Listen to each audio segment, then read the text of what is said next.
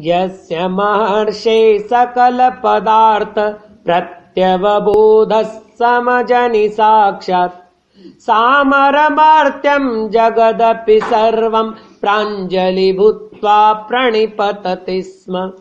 यस्य च मूर्तिः कनकमयीव सस्फुरदाभाकृत परिवेशा वागपि तत्त्वं कथयितु कामा स्यात्पदपूर्वा रमयति साधुन्।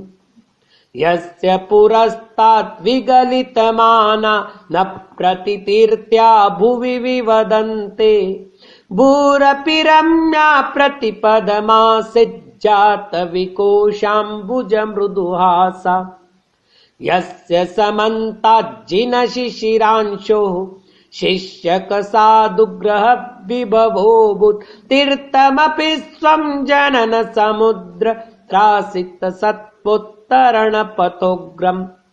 यस्य च शुक्लं परमतपोग्निर्ध्यानमनन्तं दुरितमदाक्षित् तं जिनसिंहं कृतकरणीयं मल्लिमशल्यं चरणमितोऽस्मि। मल्लिनाथ भगवान की जय।